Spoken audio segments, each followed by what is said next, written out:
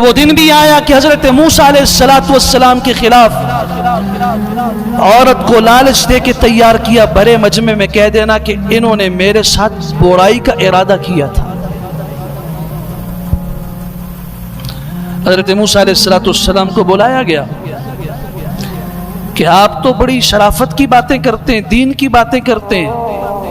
یہ کیا ہوا؟ آپ کے متعلق ایک خاتون کا یہ کہنا ہے۔ پہلے مسئلہ پوچھا، سزا کیا ہوتی ہے اس آدمی کی جو کسی عورت کی طرف بری نگاہ سے ہاتھ اٹھائے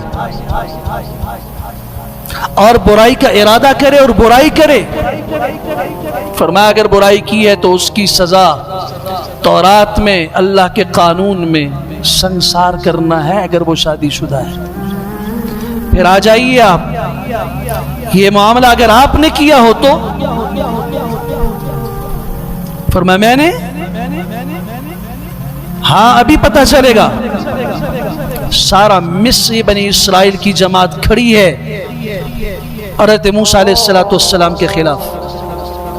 اصول ذہن میں رکھیے گا، طاقت، حکومت، مال، دولت، حیثیت، نسب، کچھ بھی حیثیت نہیں رکھتے اللہ کے قانون کے مقابلے میں جب وہ باطل پہ ہو، اور ان کا انجام ہمیشہ برا ہوتا ہے۔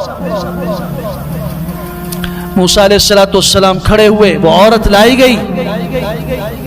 حضرت نے اسے دیکھ کے کہا میں تمہیں اللہ کو گواہ بنا کے تجھ سے پوچھتا ہوں، یہ جو بات کر رہے ہیں کیا ایسا ہے؟ جسم میں کپ کپی طاری ہو گئی، اور عورت کہنے لگی اللہ کی قسم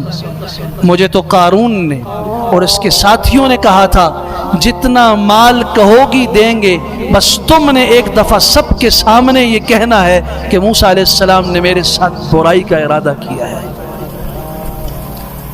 اور میں اللہ کی قسم کھا کے کہتی ہوں کہ آپ کا دامن دودھ سے بھی زیادہ اجلا ہوا صاف اور سفید ہے۔ تب حضرت موسیٰ علیہ السلام کی زبان سے نکلا اللہ میں نے آپ کا دین ان کے سامنے پیش کیا، کلمہ توحید پیش کیا، اپنی رسالت پیش کی، تورات پیش کی،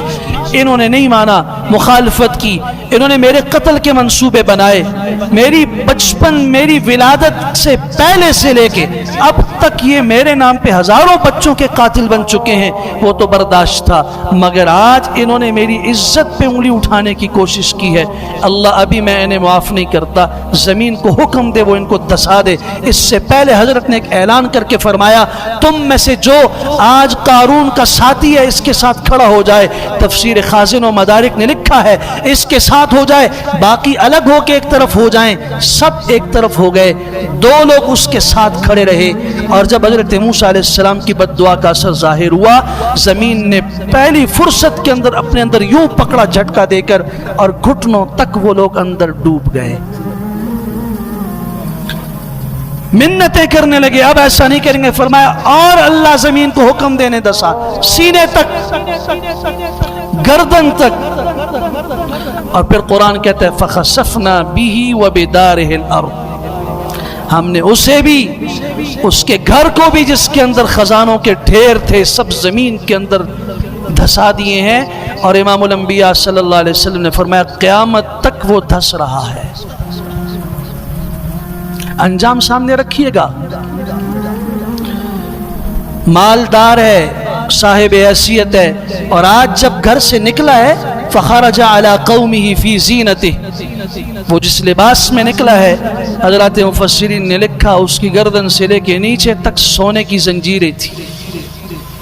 اس کے لباس میں قیمتی جواہر تھے، اور دیکھنے والوں کی زبان سے دو طبقے تھے دیکھنے والے، ایک عوام الناس کا طبقہ، ایک اہل علم کا طبقہ، دونوں کی سوچ میں ہمیشہ سے فرق رہا ہے۔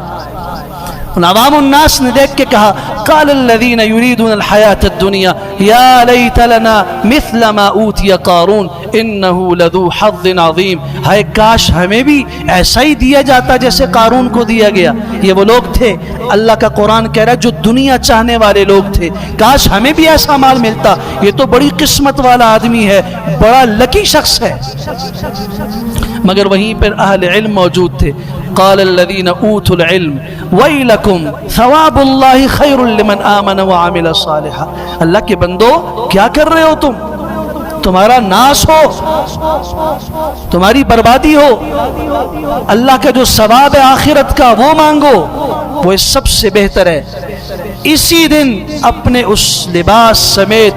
اپنی زینت سمیت، مال سمیت، گھر سمیت زمین میں وہ دھسا۔